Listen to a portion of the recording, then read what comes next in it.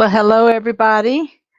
Welcome to Susan for SLC Aquatics, and welcome to the live stream tonight. Is everybody hearing me and seeing me okay? I want to say hi. Fishing Tantics was here around 2:45 p.m. today. Eleanor Erickson came in 15 minutes ago. I want to say hi to her. And David came in at Master Photographer just a couple minutes ago. And welcome to Bob at Kaler's Aquatics and Lori at Monster Fish Gal. I want to say hi to Muppet 929. And sound and visual are great. Thank you so much. I'm blurry on my end, having problems with my internet connection on this brand new gaming computer. Don't know if it's Chrome or don't know if my onboard Ethernet card has gone bad or something's blocking my DNS signal. So I'm on combined Ethernet and Wi Fi. So I may buffer at different times. And if it becomes unstable, I'll just end the stream. Hey, Melvin Reef, how you doing? Welcome to the live stream tonight. I wanted to bring to the table today some interesting beginner aquarium hobby questions like number one, what is the best starter fish? Number two, what do I feed my fish? Number three, plastic or real plants? Number four, if I do choose to use live plants, what are the best beginner plants? What substrate should I go for? Should it be gravel? Should it be sand? Should it be organic dirt? There's so many different options out there. What kind of light do I use? Do I need a heater? What kind of filter do I need? Number 8, what other stuff do I need to help take care of my aquarium? I suggested a thermometer, test strips at least to get you started. You need a net to catch your fish. You need at least one 5-gallon bucket, and that has never held chemicals or detergent of any kind. Uh, you need at least one gravel vac, and you might need some aquarium salt. So these are just some suggestions for the beginner hobbyist. Of course, before you buy anything, we suggest that you get on the internet and research setting up an aquarium. Research what kind of fish do you want to keep? Do you want it to be freshwater or do you want it to be saltwater? And there's to me, 6 years ago when I got started in the hobby after uh, a lot of years, because in the early 80s I did have a 55-gallon aquarium that was set up in the house that I was renting from, and I had it was my first community fish tank because it was already there. It had coolie loaches in it. It had black skirted tetras. It had um what else did it have in it? It had zebra danios. And that's all I remember. I know there was more fish there. Might have been some platies and some mollies in it, but sadly, 9 months after I was in the house caught on fire, and of course, the aquarium exploded from the heat, and everything was killed and destroyed.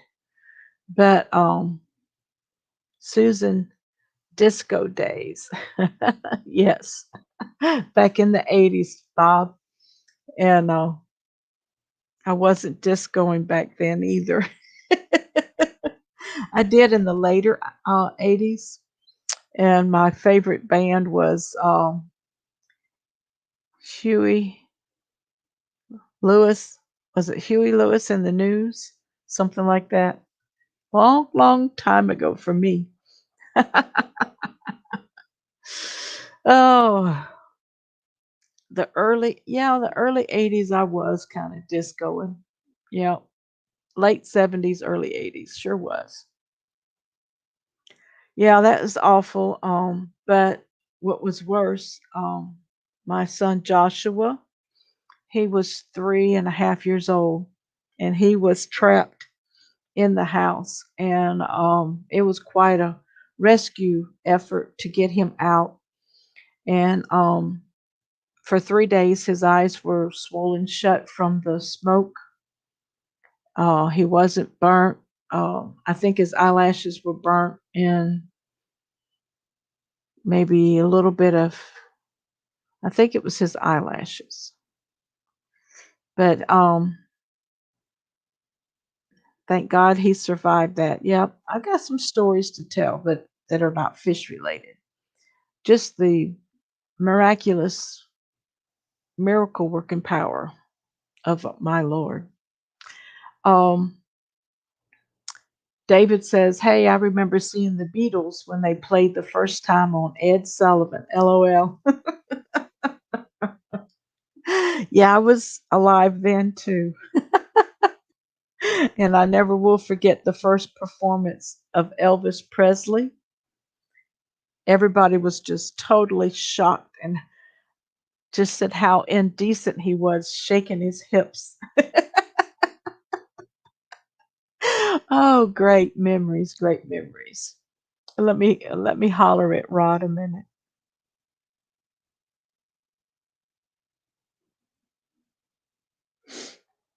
But I want you to um, go over those questions that I asked earlier. Wow, that was a miracle, Susan. A guardian angel was watching over you. Yes, maybe over on my other channel, Susan shares inspirational messages. I'll sit and tell those they're not really stories, but events that have happened in my life. I've actually had two complete whole house fires in my life, lost everything twice, and almost lost my son back in 88. Yes, he does work in wonderful and mysterious ways, giving him all the glory, David.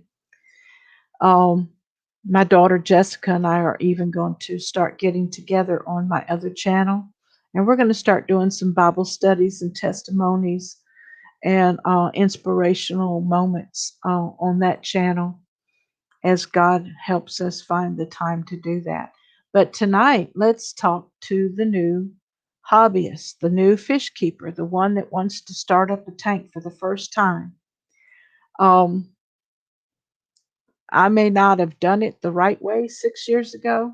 I did a little bit of research and realized that things were different, filters were different, substrate was different, um, the breeds of fish were different. The only thing that hadn't changed too much were the guppies and the mollies. But then, as you look in the aquariums in the fish store, there was different kinds of mollies, different kinds of platies, different kinds of guppies. My guppies in the 70s were endlers, and the guppies today are fancy guppies or endlers, so or feeder fish. So that's what I started with. I think that was a good starter fish. I kind of watched over the years and went from pet store to pet store. And at one time, they were just selling the male guppies. They weren't selling any females. And I'm like, well, how am I going to breed guppies if I can't get any females? So 6 years ago, when I was starting back up, they actually had some female guppies, and I was so excited because I wasn't too thrilled about what some of the males looked like.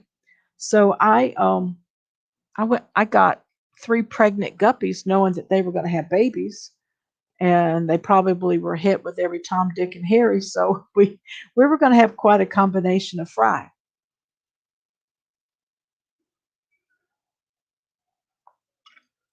Exactly, David. Things can be replaced, but people cannot. Um, Melvin says, my aunt died in a house fire in 2016, New Year's Eve. Oh, Melvin, I am so sorry. I just pray that she went to sleep from the smoke inhalation and didn't feel anything. That's a terrible, terrible way. But God is still greater than all of that. So, good starter fish, guys. Let's leave some suggestions in the chat and I'll put it up on the screen. Give me some starter fish. Thank you, Bob. Yes, I'm thankful too. You had quite a scare with that tornado, though, that came through there. Trees down everywhere in your yard and on your back deck. So, give me some starter fish, guys. I say guppies, and I don't say mollies because mollies today are doing better in saltwater. A platy, okay? Bob says a platy. As soon as it gets here, I'll put it up. Who else? Cory cats. Yes, I say Cory cats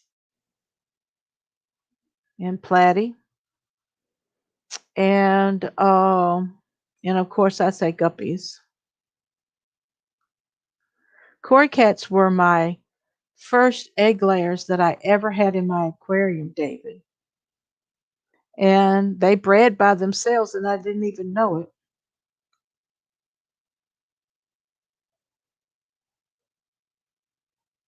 God bless you, Melvin.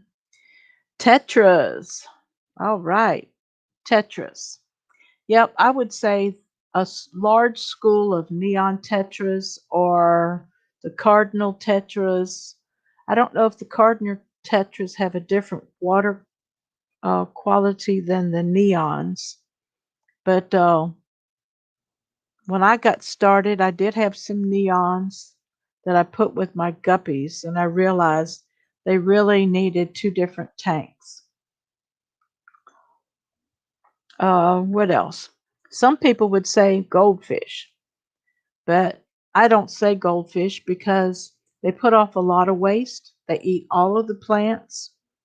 Um, and fancy goldfish don't require at least the large aquariums like common or the comet goldfish, but they do require some heavy filtration. Swordtails. Oh, that's another good one. I'm watching the chat on YouTube and the chat here in StreamYard, and the StreamYard is slower than. Okay, swordtails. Melvin says barbs. Do you have a specific barb, like a cherry barb? They can be nippers, but if they're in a tank by themselves, they might be good. David says he's always liked the cardinals better than the neons, just for the coloration. And I think the cardinals get a little bit larger than the neons. And Muppet says zebra danios. Yeah, I like the zebra danios when I had them in that community aquarium, but they can keep the food. They're aggressive eaters, and they're at the top of the water. And sometimes, if you have any bottom dwelling fish, you have to feed them separately or at different times. Um, Lori says tiger barbs and green barbs. Okay, I've never tried those. Those are pretty fish.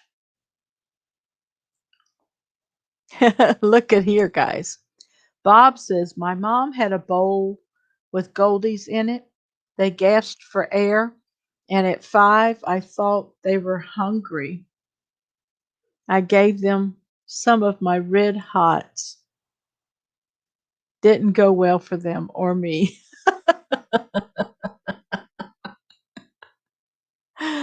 Wow. Adult supervision was necessary at that point.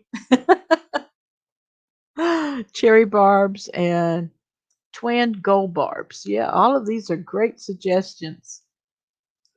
Lori says Harlequin raspberries. Harlequin raspberry. Am I saying it right? Rasboras. Rasboras. Uh-oh. Yeah, the Tiffany got timed out, lurking and getting kids to bed. Sorry about that, Tiffany. Somebody's thumb slipped.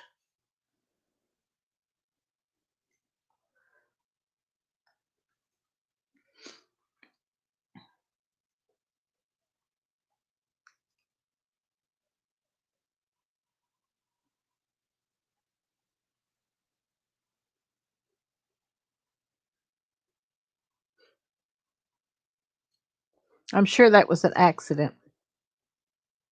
My bad. Hang in there, the other Tiffany. She's lurking and getting her kids to bed. But hi. Um, yeah, you bumped something. Melvin says white cloud minnows. Now, these are some great suggestions, but some of these fish for beginner fish requires some different setups. I think the white cloud minnows, even though I've never had them, Bob says, "Oh, relieved it wasn't mine this time." Um, the white cloud minnows would be a good beginner fish because they don't require a heater. You can raise them inside or outside depending on where you're at. And another thing that we need to bring up, if you are a beginner or just thinking about starting to keep fish, um, it's not as serious as some experts would say, but it does matter somewhat, the environment that you live in, what country you live in, what your water conditions are like. And if you're in a third world country that has poor water, and you're probably getting wild caught fish anyway, so it's best to collect them in the water that you collected them out of and use very little filtration. But depending on, do they require quick water movement or do they need still water? Do they need a heater? You know,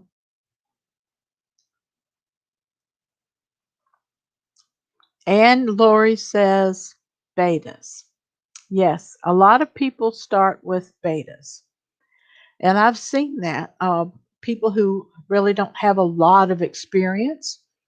Um, and I've seen people give betas as a gift, in that vase with the lily. I'll think of it in a minute. The peace lily plant in the top and the roots in the bottom, and just feeding them a pellet and changing the water, you know, once a week or something like that. And they, if you keep them in your room where like you might keep your home at 75 degrees, that's going to be um, sufficient, for a beta.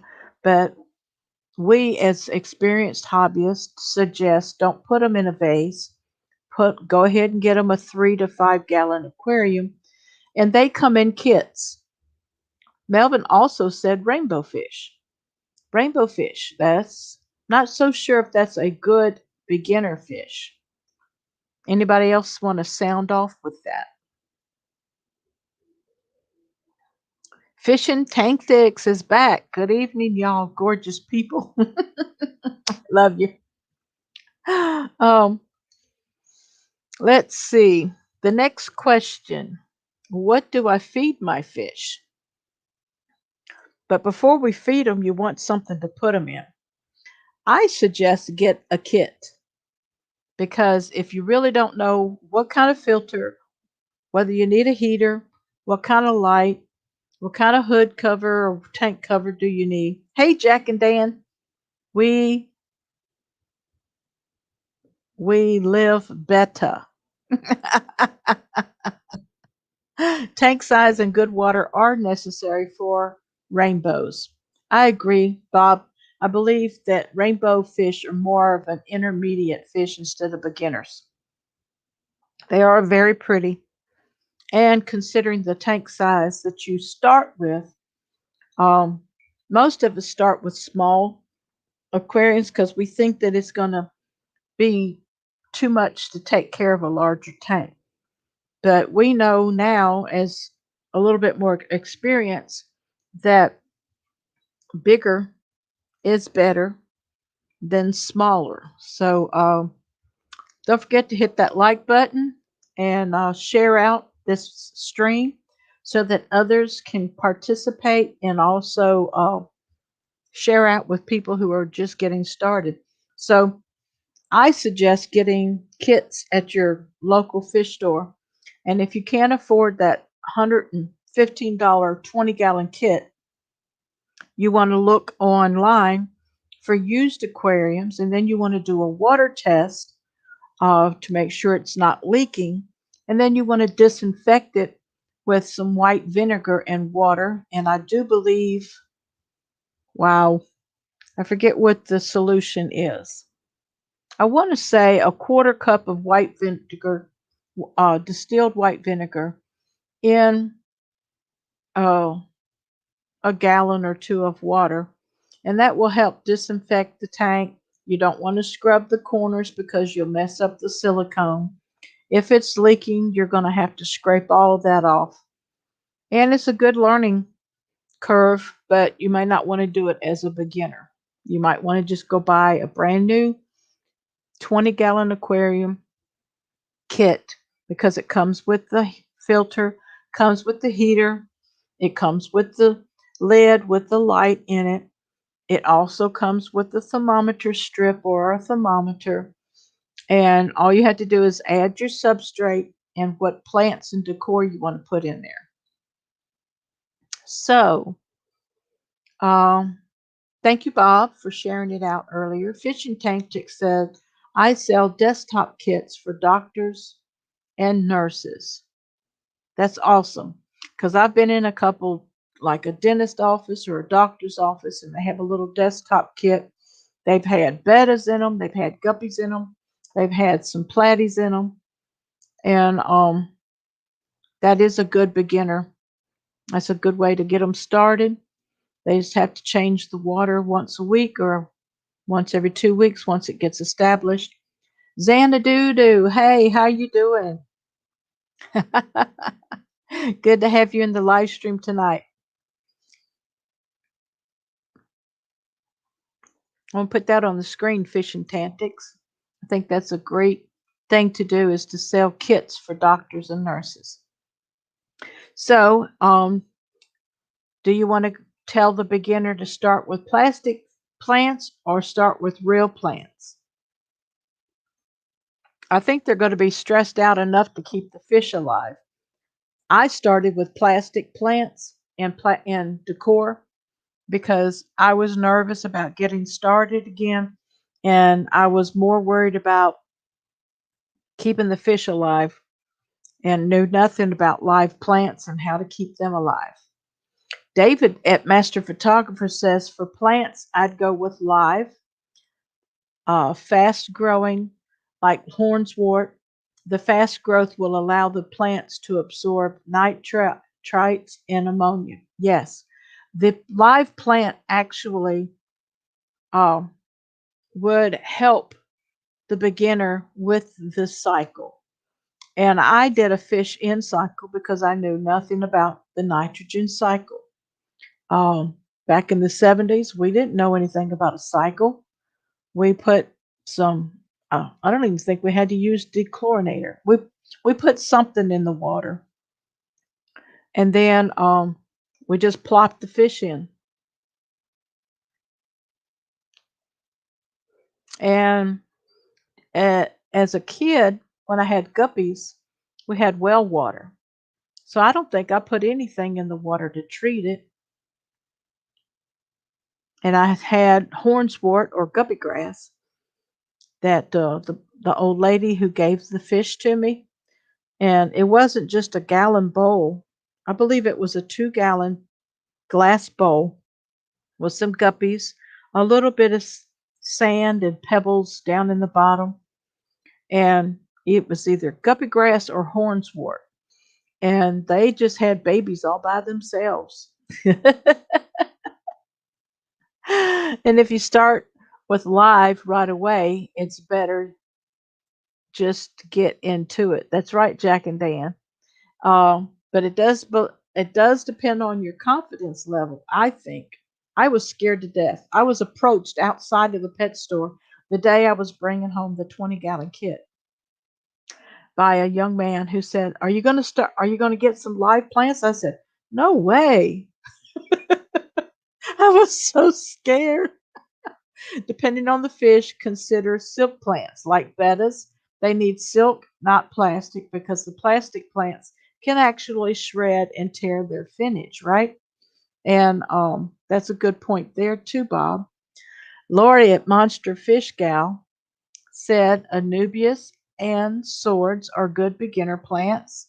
Want to go back uh, and put David's on the screen. I may have, and I forgot. And if you start with live right away, it's better just to get into it. And then Bob says at Kaler's Aquatics says, depending on the fish, consider silk plants. That's right. And Xanadudu says, agree with Master's photographer. Just a few small live plants make a huge difference. And I know when I was trying live plants, I didn't know what kind of plants, but I did research what kind of house plants could go into the aquarium. And of course, I called it ivy, um, but I've learned that it's called pothos. And I've even had, of course, I knew that the peace lily roots could go into the top of the aquarium, and that would eat up the nitrates and things out of the water and grow. Like I used a little floating disc like out of a drink container for at first with a small plant, and then I even got some live moss out of the creek, which was a bad mistake because I did not know that it needed to be dipped from parasites. But if you disinfect the Java moss, or excuse me, if you disinfect the moss that you wild catch before you put it into the aquarium, moss is a good plant to start with. Do you agree?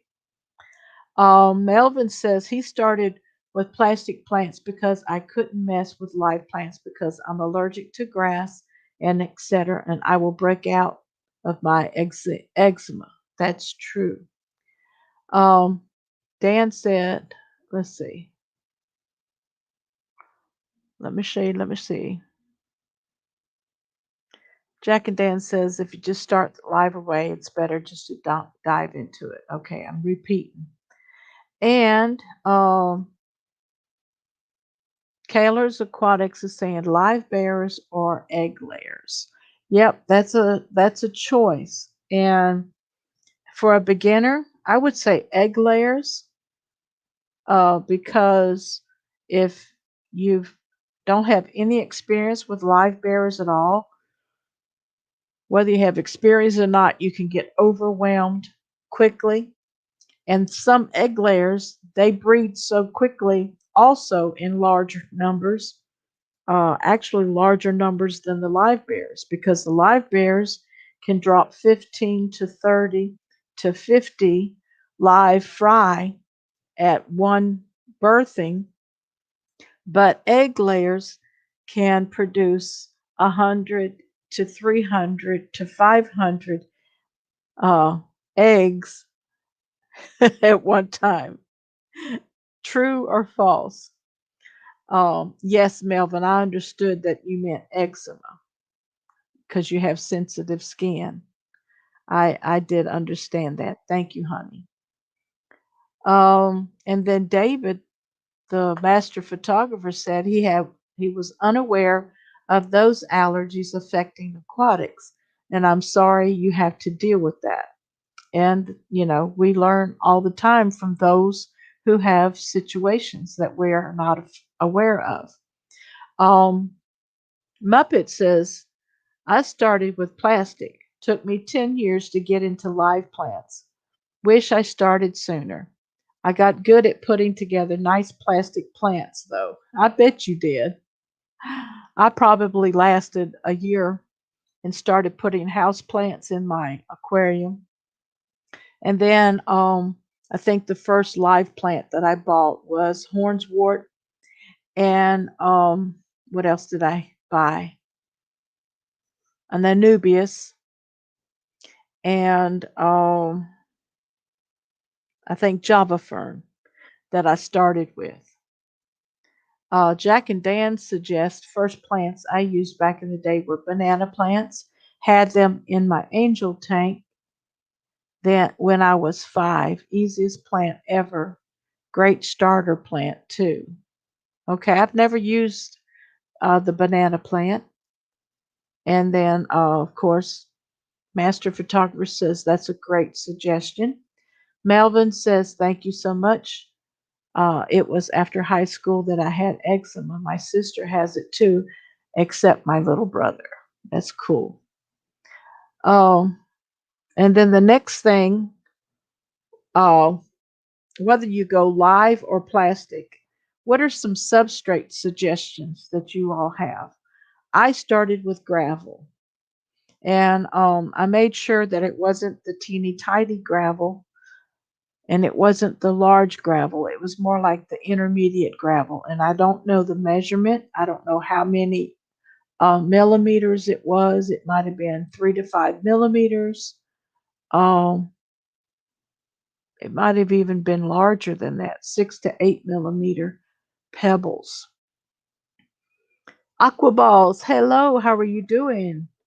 Join into the conversation. We're talking about beginner aquariums. We've already given beginner fish. We've discussed beginner live plants. Now we're on substrates.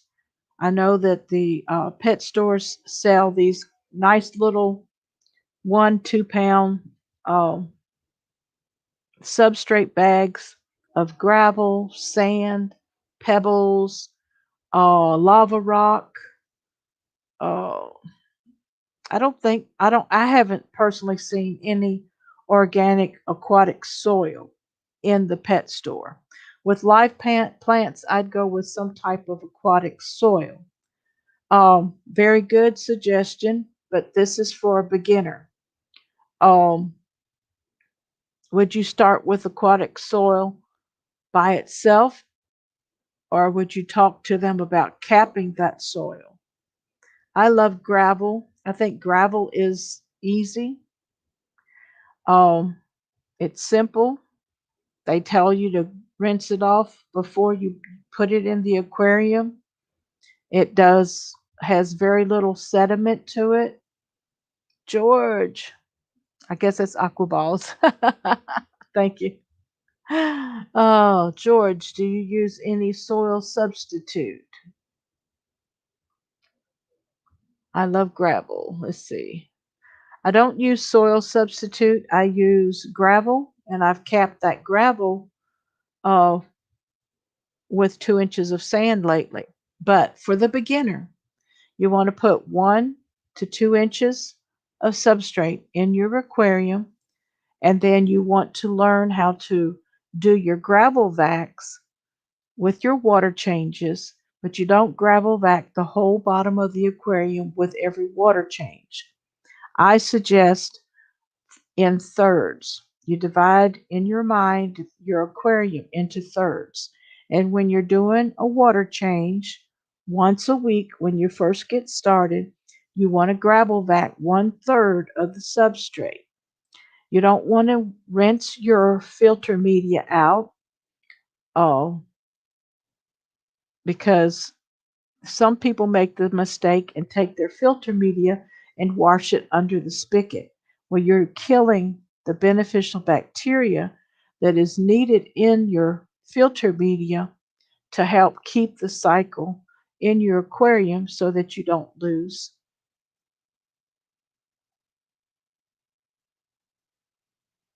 your fish. Aquaball George says you don't cap aquatic soil. Okay. Is aquatic soil things like the fluval substrates? Are those considered aquatic soil? Gravel, as long as it doesn't have sharp edges. Very good. Yeah, you want smooth pebbles. You don't want any sharp pebbles. Aquaball says, I play with everything. I want to see what works best for me and my water. Well, that's good, George. We are asking suggestions for the beginner.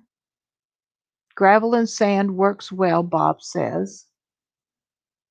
And hey, Florida Fish Rescue, is this Mike? Hey, Mike. And hey, Brad, Mr. Fish, sir.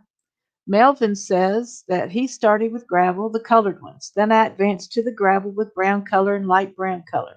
And I used white sand. And for my African cichlids, I used aragonite sand.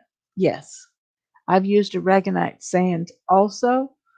And I've also used the Eco Complete, which is good for plants and live plants, and the Fluval Stratum. I've used it, which is good for plants and shrimp. Oh, and Kaler's Aquatics is saying, Fish Fam Mom. Thank you, Bob. Oh, we've got John, my fish tanks, is in here. Good evening. How are you doing? And then David at Master Photographer says, I would suggest gravel with a slightly larger size. This allows for better circulation. Yes, and you don't have so much buildup of the bad bacteria in the substrate. But if you do your gravel vacs in sequence with your water changes, like I suggested, you're not going to be building up anaerobic or aerobic bacteria in your substrate. Brad, has the postal service become reliable yet? I guess in his area. It's getting better here, Bob. Any type of volcanic spaced soil like ADA Amazonia. Okay. Even to start out with, that would be cool. Um, we're going to move from the substrates. Melvin says you can also use aragonite sand for saltwater and crushed coral, but I never had live sand. Okay. Lurking while working on Tuesday night fish and music. All right, Mike. Thank you, and hang in there. We're discussing things for the beginner hobbyist. We've gotten up to the substrates. Okay, now, what kind of light would you use on your first aquarium? Would you use a fluorescent light or an LED light? And that's pretty much answered today by what your fish store carries. If your fish store carries LED lights, that's basically what you're going to have. Do you select white, blue, red, green? What kind of color light do you suggest?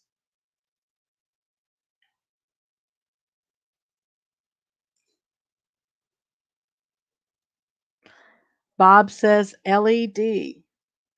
Natural light fishing tank says. I say go simple with white, natural light. David says Brightwell has some good soils as well.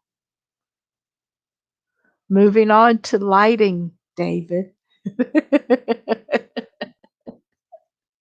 I'm picking on you. Also, as a beginner hobbyist, I've used table lamps. I've also used shop lights, which are fluorescent tube lights. Aquaball says, sorry, I don't have nice lights, but if it's up to me, I will use LED nice planted tank lights. Thank you, George. David says, Fluval 3.0 is best for plants, in my honest opinion. Very good. Jack and Dan says, LED all the way. Honestly, it's better to just get them from aisle lighting place or a hardware store than it is to get them from a pet store.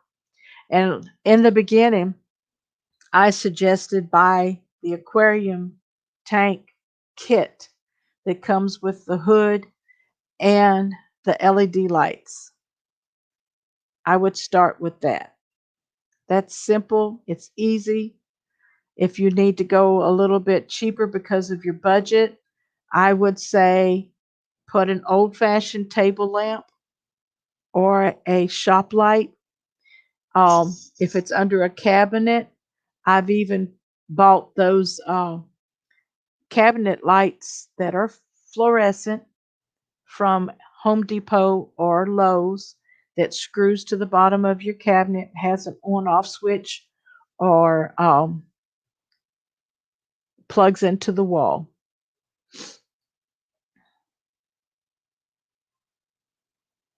And David says, that's okay. I can take a good ribbing. All right, that's good for lighting. Do I need a heater? Do I need a heater for my first aquarium? That's a good question. Do I need a heater?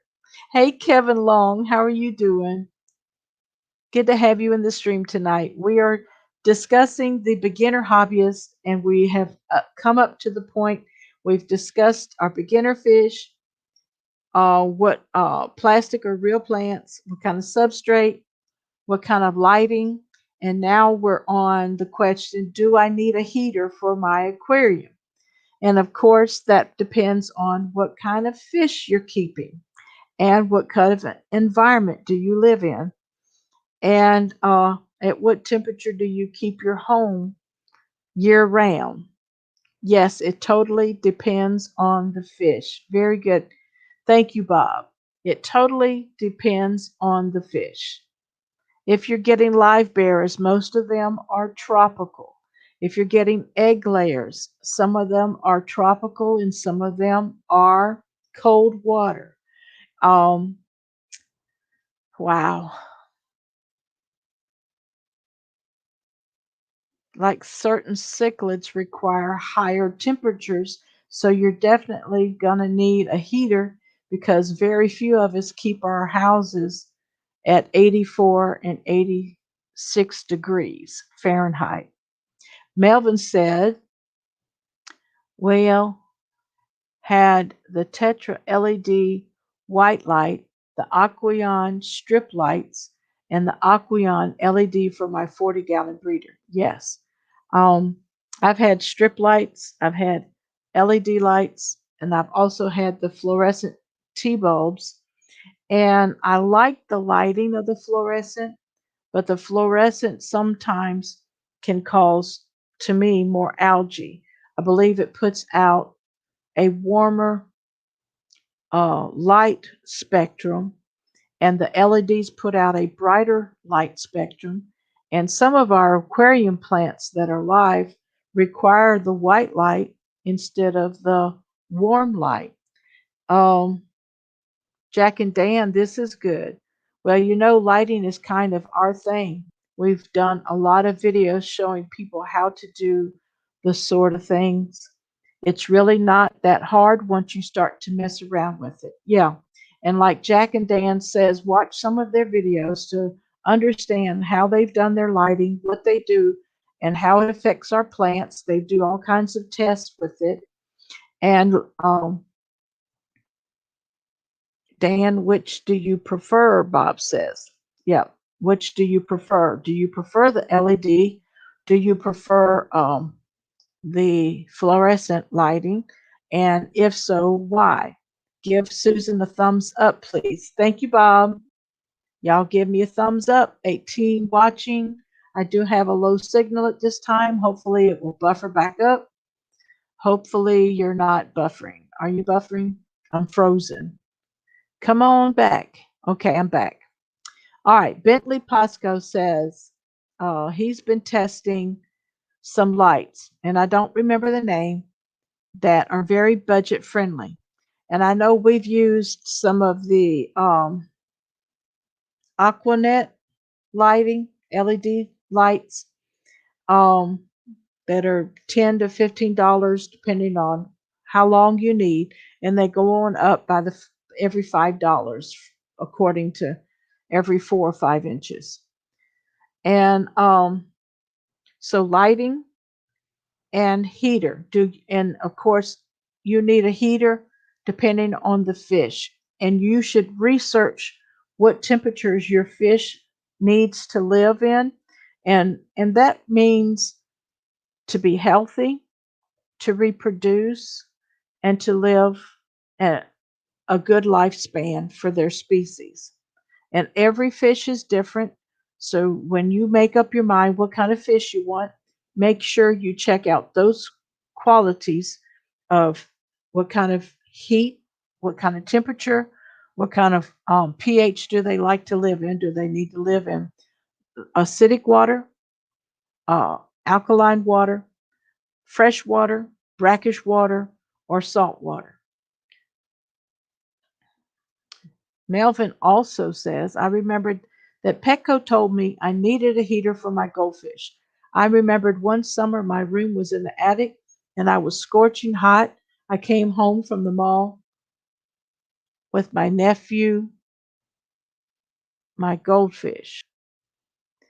Um, I know I just spoke to a technician who keeps goldfish and koi, and he has a heater in his tanks. And I told him, please take the heater out of his tanks. He does. I think the fantail goldfish may require warmer temperatures than regular goldfish, but I know uh, the koi do not need a heater, to my knowledge. And I'm hoping that he will stop keeping koi in his 75-gallon tank, that he will put them out in a pond.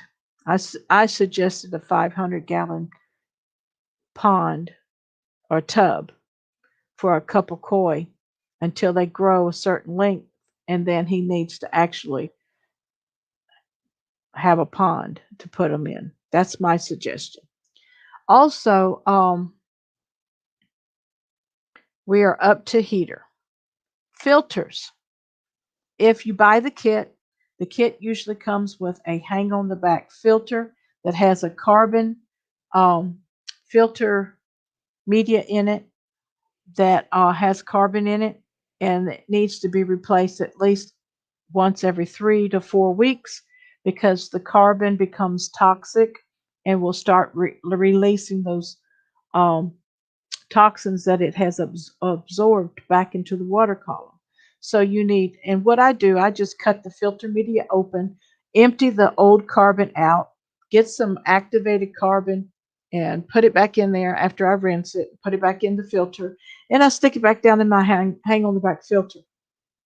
So my beginning, my starter filter was a hang on the back. I believe I used a Tetra Whisper, but I have used Marine Land hang on the backs.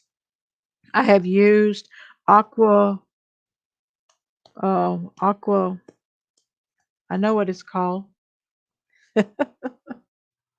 Anyway, I have a lot of sponge filters in my aquariums now that are run by an air pump. So for a beginner, you can start with a sponge filter and an air pump in a 10-gallon, 20-gallon aquarium, or you can use a hang on the back for the size of tank that you're using. David says, I do like the title hang on the back. I bought two 55s for my 75-gallon tank. I have not used the title HOB yet. Let me see. Jack and Dan says, never used carpet in my life, never once in 42 years, always threw it away. I missed something somewhere.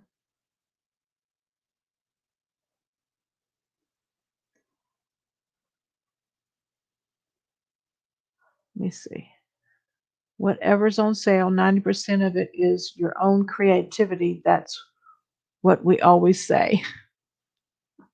All right.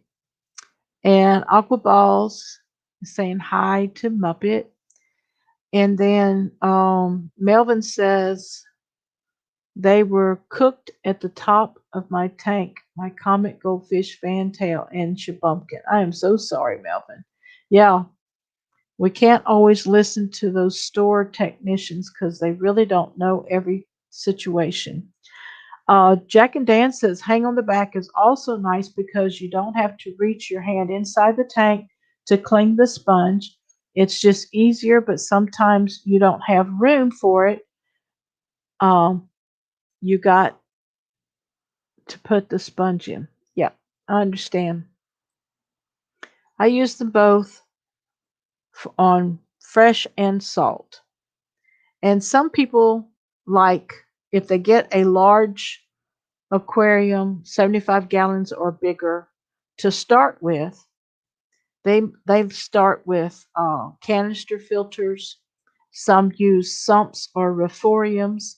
But for the beginner Aquarius, I would say buy the kit that comes with its own hang on the back filter until you get more experienced. A few months down the road, adjusting to going from plastic plants to live plants to from hang on the backs to sponge filters, learning how to keep your substrate clean, learning how to keep your filter media cleaned, how often, and what problems you need to look for, and how to treat those problems. Um, there it is. Melvin said I had an Aqueon, a Tetra Whisper, and a Marineland BioWheel.